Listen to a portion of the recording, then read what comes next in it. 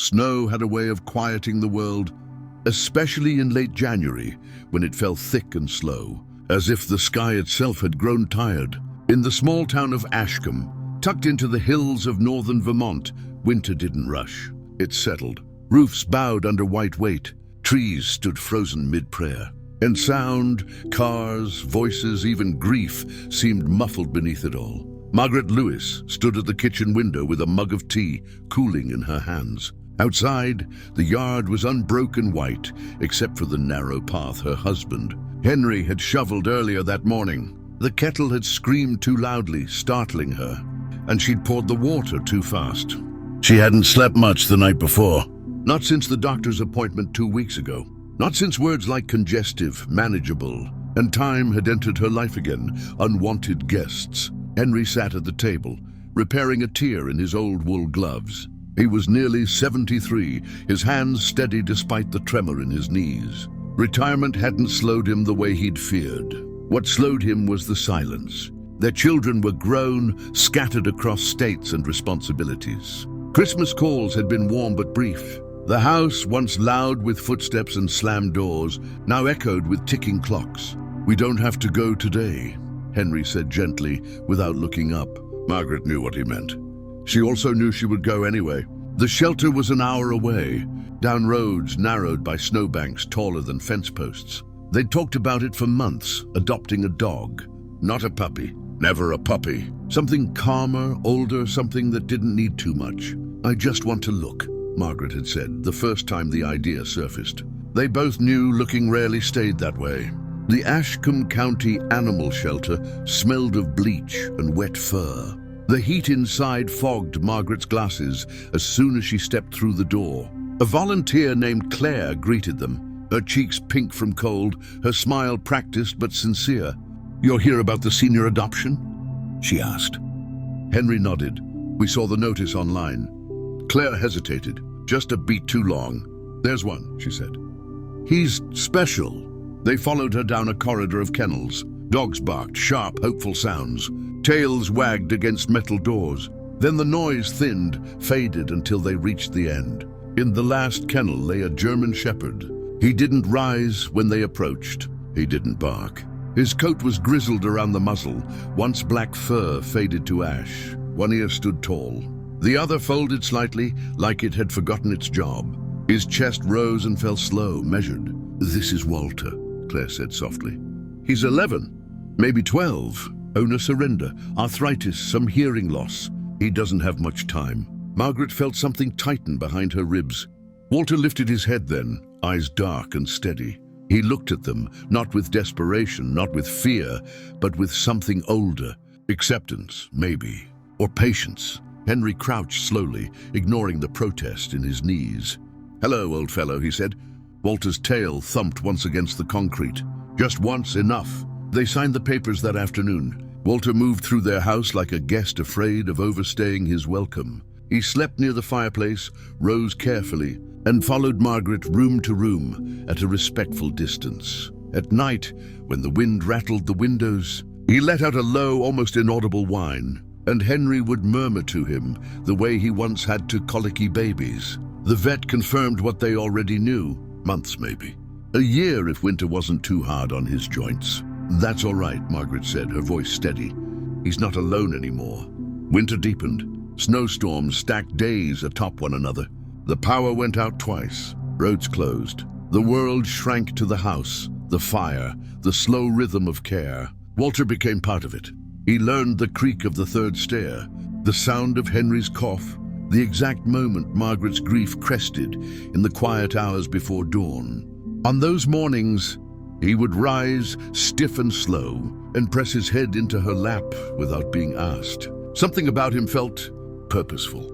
On the coldest night of the year, the thermometer outside the kitchen window read 20 below. Wind screamed down from the hills, forcing itself into seams and cracks.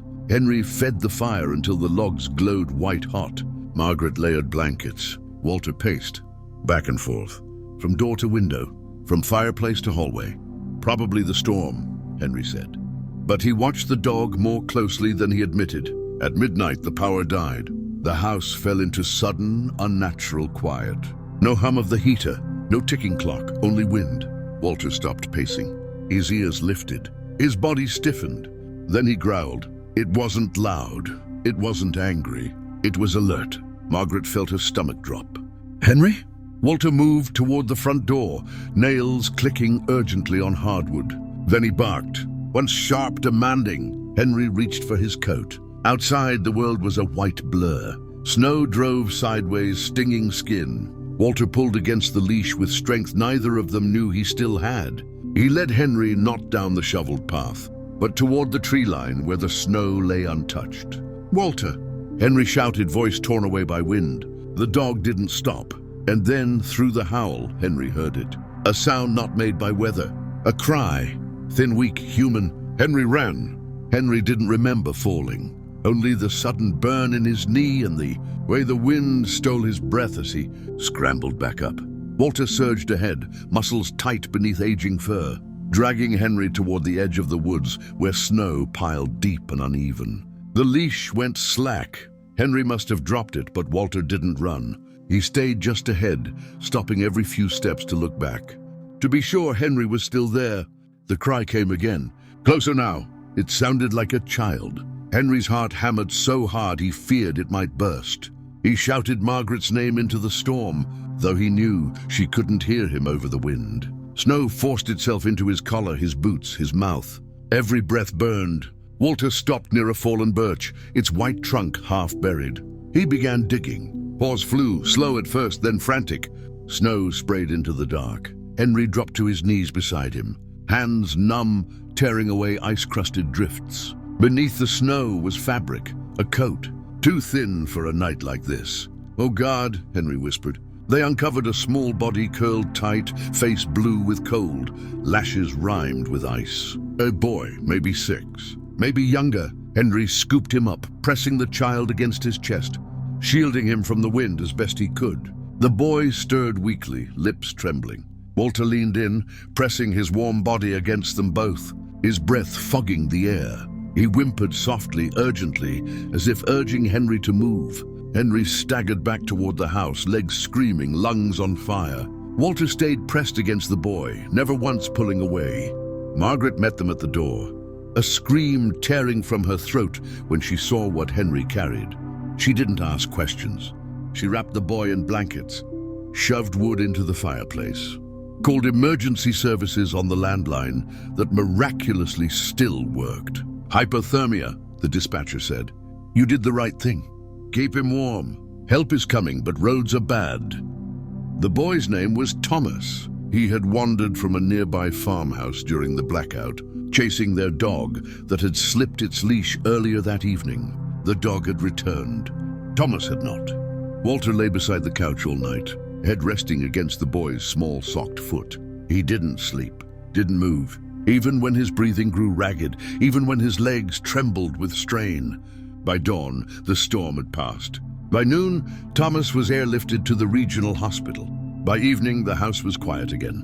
Too quiet. Walter didn't rise when Margaret called him for dinner.